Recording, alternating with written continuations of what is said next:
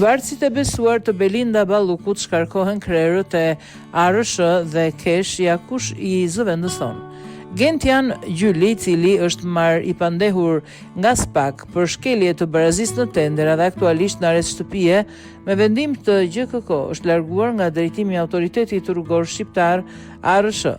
Në vend të tij është emëruar Ami Kozeli. Ami Kozeli është liruar nga detyra si zëvendës Ministër Infrastrukturës dhe Energjisë dhe është emëruar në krye të ARSH. Ndërkohë, Viola Haxhi Ademi është emëruar në krye të Kesh, institucion që drejtohej nga Erald Delezi, i cili gjithashtu ndodhet në arrest shtëpie me vendim të GKK, i akuzuar për veprat penale, shkelje të barazisë në tendera. Haxhi Ademi prej vitesh ka shërbyer në Ministrinë e Infrastrukturës dhe Energjisë si drejtoresh e Kabinetit të Ministres dhe që prej vitit 2019 si sekretare përgjithshme. Pavarësisht lëvizjeve nga një institucion në tjetrin, Haxhi Ademi dhe Kozeli do të vijojnë të jenë në varësi të zëvendës kryeministres Belinda Balluku, akuzat ndaj Gentian Gjylit. Sipas materialeve hetimore, Gentian Gjyli, i cili ka mbajtur funksione drejtuese në struktura të lidhura me menaxhimin e projekteve energjetike dhe infrastrukturore, akuzohet për shpërdorim detyre, shkelje të barazisë në tendera, bashkëpunim në kryerjen e veprave penale.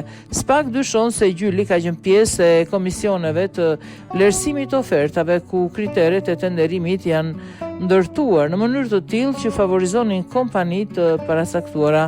Hetimet tregojnë se oferta të tjera janë skualifikuar për arsye formale, ndërsa projektet janë miratuar me kosto të fryra dhe konkurrencë të kufizuar. Prokuroria e posaçme dyshon gjithashtu se veprimet e tij nuk kanë qenë të izoluara, por të koordinuara në kuadër të një zinxhiri vendimarrës, ku roli i zyrtarëve teknik ka qenë zbatimi i vendimeve të marra në nivelet më të larta. Akuzat ndaj Erald Delezit. Në dosjen për Belinda Ballukun, Erald Delezi përmendet si një zyrtar me rol teknik dhe operacional në fazën e zbatimit të kontratave publike.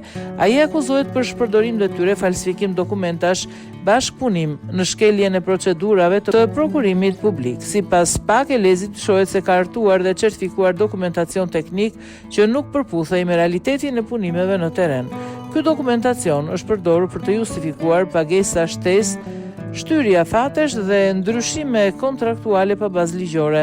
Hetimet tregojnë se roli i tij ka qenë kyç në mbulimin e shkeljeve të konstatuara gjatë zbatimit projekteve dhe duke i dhënë natyre një formë të lishme përmes akteve administrative dhe raporteve teknike.